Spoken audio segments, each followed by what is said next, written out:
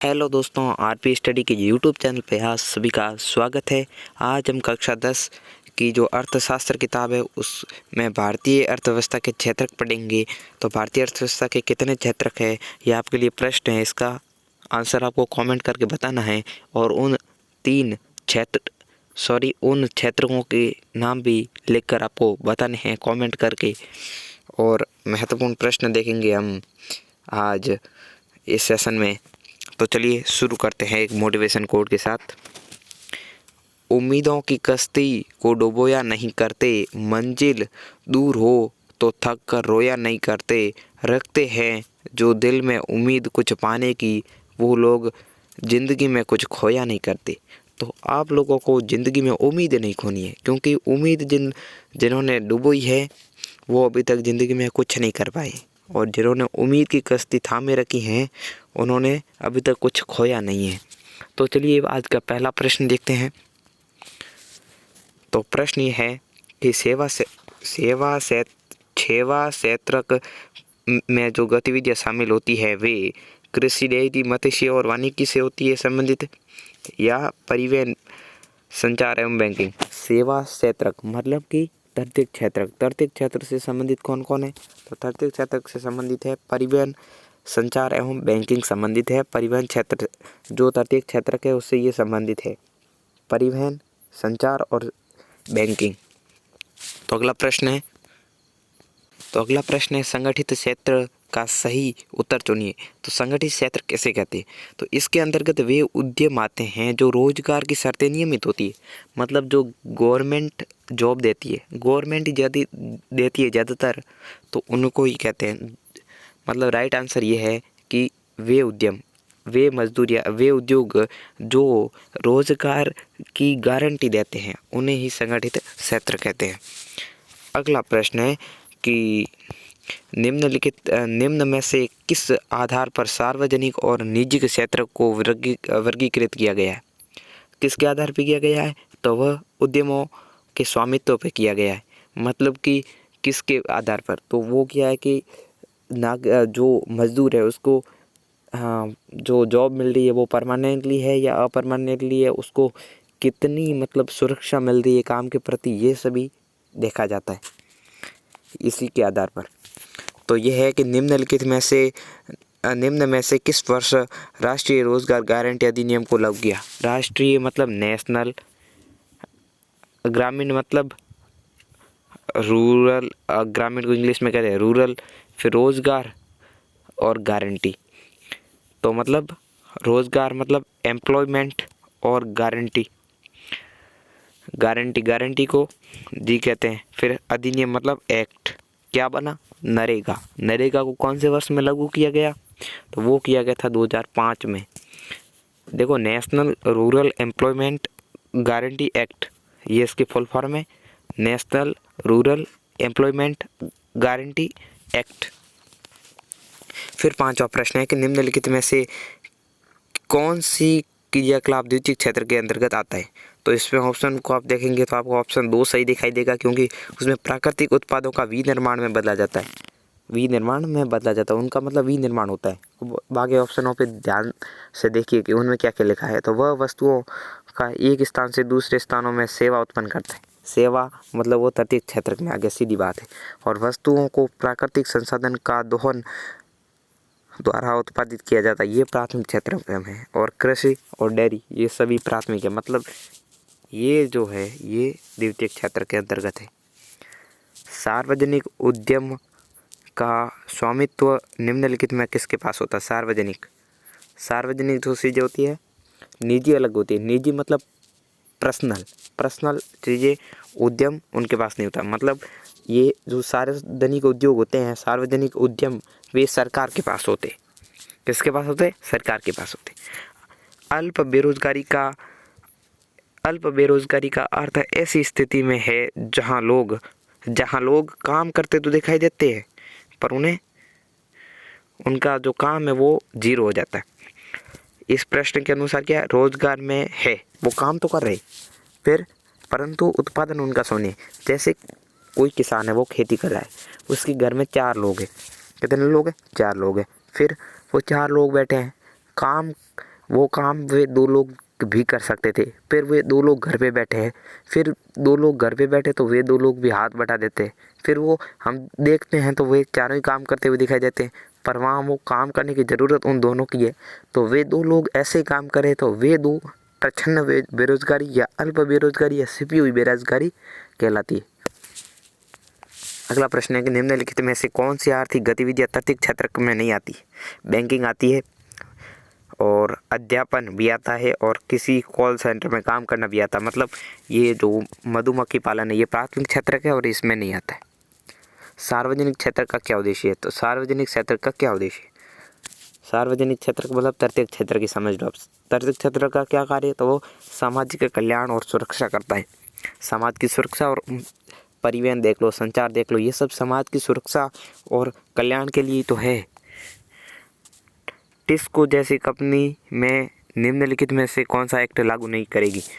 तो वो टिस्को एक कंपनी है जिसको आप इसके बारे में कुछ नहीं करना। जैसे कोई भी प्राइवेट कंपनी है तो वो कौन सा नियम नहीं लागू करेगी? अधिनियम। तो वो न्यूनतम वेतन एक्ट वो तो लागू करेगी क्योंकि उसको न्यूनतम वेतन देना है। फिर फैक्ट्रीज एक्ट तो उसको करना पड़ेगा क्योंकि ये प्राइवेट एम्प्लॉयमेंट के लिए ज़रूरी है।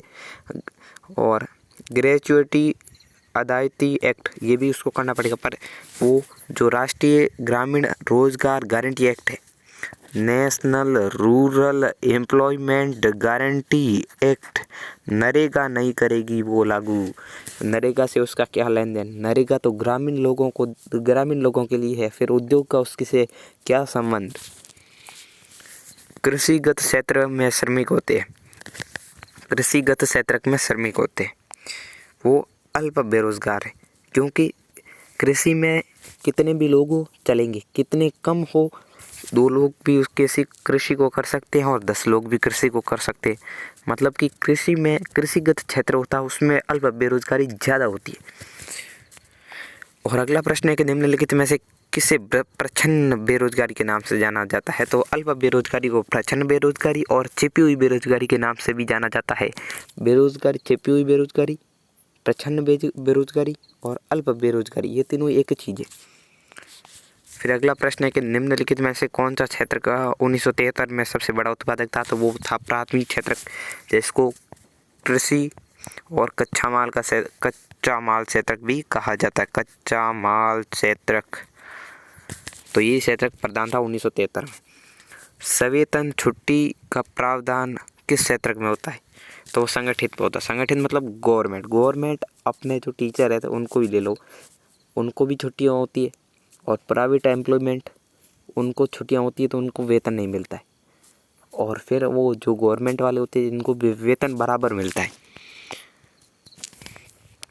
अगला प्रश्न है कि निम्नलिखित में से कौन सा व्यवसाय तृतीय क्षेत्र के अंतर्गत आता है? कौन सा व्यवसाय तृतीय क्षेत्र के अंतर्गत आता है? कृषि नहीं आती, दूध उत्पादन, ये दोनों प्राथमिक क्षेत्र के। वानिकी प्राथमिक क्षेत्र पर संचार, जो बात करते हैं, एक फ़ोन लगाया यहाँ से फिर लगाया यहाँ, ये बातें हो रही है, ये कोई प्रकृति दे रही है हमें या उद्योग दे रहे हैं? ये सेवा संसाधन है। फिर अगला प्रश्न है, अब प्रश्न ऑप्शन वाले ख़त्म, मतलब ऑप्शन वाले हो गए 15। अब हम देखेंगे 1 नंबर वाले प्रश्न। तो सेवा क्षेत्र में शामिल गतिविधियों के 2 उदाहरण दीजिए। सेवा क्षेत्र मतलब तृतीय क्षेत्र। अब एग्जाम में आ जाए, मतलब हमारे प्रश्न में ही आ जाए कि तृतीय क्षेत्र के 2 उदाहरण दे। तो तृतीय क्षेत्र के 2 उदाहरण कोई भी दे दो। परिवहन, संचार और बैंकिंग हमने 3 दे दिए। परिवहन दे दिया, संचार दे दिया और बैंकिंग दे दिया। अब आप अपनी मर्जी से कोई भी दे दो, पर ये 3 बेस्ट है।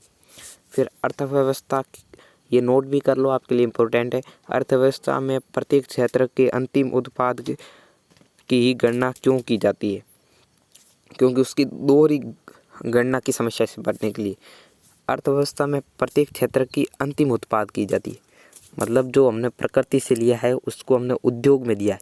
अब उद्योग में चीज़ पहुंची उसकी भी गणना हो जाएगी, फिर वो प्रकृति से मिली उसकी भी गणना हो जाएगी। इन दोनों की गणना से बचने के लिए उसका एक ही गणना होती है।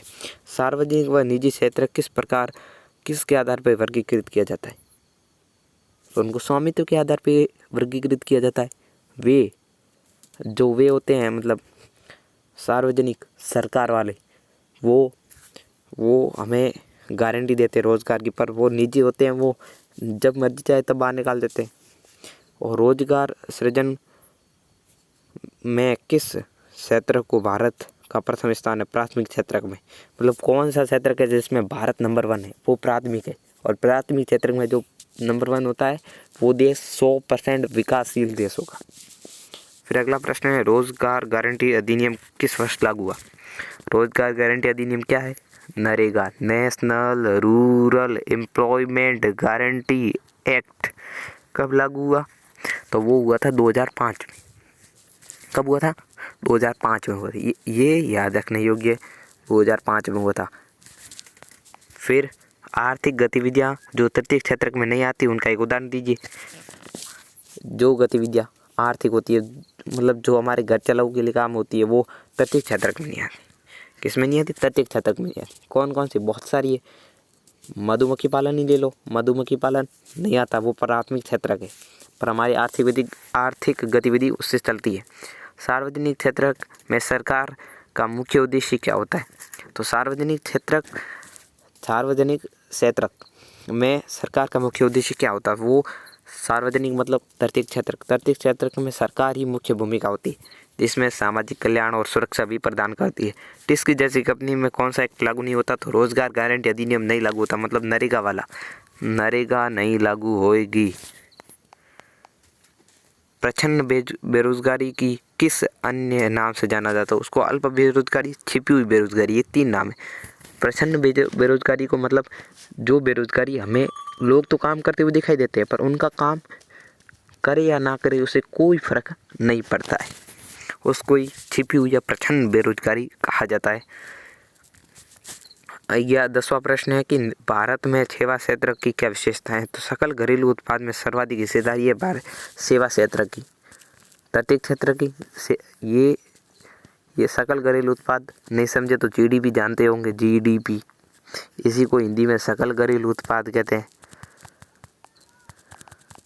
तो ये इसका सेवा क्षेत्र का अब बहुत बड़ा योगदान है भारत की जीडीपी में। सवेतन छुट्टी का प्रावधान किस क्षेत्र में पाया जाता है? वो संगठन क्षेत्र में। जो लोग त्योहार की छुट्टियां होती है वो कौन से क्षेत्र में होती है? तो वो सारे संगठित क्षेत्र में होती है। और thanks for all student watching this class this session and RP study को सब्सक्राइब करो, लाइक करो, कमेंट करो एंड शेयर करो, क्योंकि बहुत मेहनत लगती है वीडियो बनाने में। और ये पार्ट 1 है और पार्ट 2 में दीर्घ उत्तरात्मक प्रश्न आएंगे, और ये पार्ट 1 है, इसमें लघुरात्मक मतलब बहुवैकल्पिक और अति लघुरात्मक प्रश्न आए। इस बार लघुरात्मक और दीर्घ उत्तरात्मक प्रश्न हम लाएंगे। और कल के बाद में 3-4 दिन तक वीडियो नहीं आएगा, फिर हम एक प्रश्न तैयार करेंगे प्री बोर्ड के, उनको लेंगे 4-5 दिन बाद में एग्ज़ाम के लिए। एसएसटी की पूरी तैयारी हमारे चैनल पे हो जाएगी। और जो आपने बाकी वाली क्लासें नहीं देखी है, यूरोप में राष्ट्रवाद उदय, भारत में राष्ट्रवाद और विकास, ये सभी नहीं देखी है, तो इनकी प्लेलिस्ट्स की लिंक है जो हमने डिस्क्रिप्शन में दे दी है, वहाँ से ज्वाइन कीजिए। और यदि आपको यूट्यूब की तरफ से मैसेज नहीं आता है तो हमारे टेलीग्राम चैनल को ज्वाइन कर लीजिए, जिससे कि हमारे वीडियो की नोटिफिकेशन ज़रूर आएगी, क्योंकि हम वहाँ से आपको शेयर कर देंगे। तो हमारे चैनल को सब्सक्राइब ज़रूर करें, और ऐसे वीडियो देखने के लिए, और सभी देख रहे हैं इसके लिए सबका धन्यवाद है, और शेयर ज़रूर करें।